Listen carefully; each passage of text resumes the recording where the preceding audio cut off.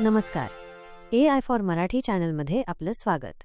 आपण रोज गाडी चालवतो, पण रस्त्यावरच्या पट्ट्यांचं महत्त्व अनेकदा लक्षात घेत नाही. पांढऱ्या रेषा, पिवळ्या रेषा, झेब्रा क्रॉसिंग, स्टॉप लाईन किंवा पिवळे बॉक्स, प्रत्येकाचा वेगळा अर्थ असतो. हे नियम फक्त कायद्यामुळे पाळायचे नाहीत, तर स्वतःची आणि इतरांची सुरक्षितता जपण्यासाठी पाळायचे आहेत. चला तर आज या नियमांची माहिती पाहूयात. रस्त्यावर अनेक ठिकाणी वेगवेगळ्या रंगातील पट्टे ओढलेले असतात. त्या पट्ट्यांमधून कोणता अर्थ सूचित होतो त्याची माहिती आज आपण या व्हिडिओमधून पाहणार आहोत. रस्त्यावर असलेल्या पट्ट्यांचा आपल्याला प्रवास सुरक्षित आणि सोपा करण्यासाठी उपयोग होतो. पांढऱ्या पट्ट्यांचा उपयोग लेन ठरवण्यासाठी केला जातो.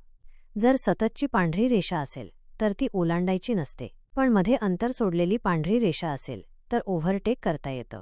दुहेरी पांढऱ्या रेषा असतील तर दोन्ही बाजूंनी त्या ओलांडणं बेकायदेशीर असतं. पिवळ्या पट्ट्यांचा उपयोग पार्किंगसाठी किंवा थांबण्यासाठी नियम सांगण्यासाठी होतो. एकेरी पिवळी रेषा असेल तर गाडी थोड्या वेळासाठी थांबवता येते, पण पार्किंग करता येत नाही. दुहेरी पिवळी रेषा असेल तर तिथे गाडी थांबणं किंवा पार्क करणं पूर्णपणे बेकायदेशीर असतं. झेब्रा क्रॉसिंग पादचाऱ्यांसाठी असते. गाडी चालवताना झेब्रा क्रॉसिंगजवळ गाडी थांबवून पादचाऱ्यांना रस्ता ओलांडायला द्यायला हवा. स्टॉप लाईन ही सिग्नलच्या आधी असते. ती ओलांडली तर वाहतूक नियम मोडले जातात. रस्त्यावर बाण असले तर ते वाहनांना योग्य दिशा दाखवतात. सरळ जाण्यासाठी सरळ बाण, डाव्या बाजूने अथवा उजव्या बाजूने वळण्यासाठी वळणाचे बाण आणि युटर्नसाठी युटर्न बाण असतो.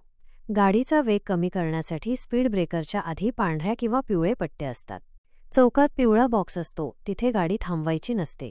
अशा जागा वाहतूक सोयीची ठेवण्यासाठी रिकाम्या ठेवतात.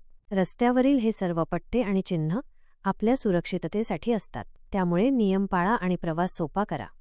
या आणि अशाच प्रकारचे माहितीपूर्ण व्हिडिओ पाहण्यासाठी चॅनल सबस्क्राईब करायला विसरू नका.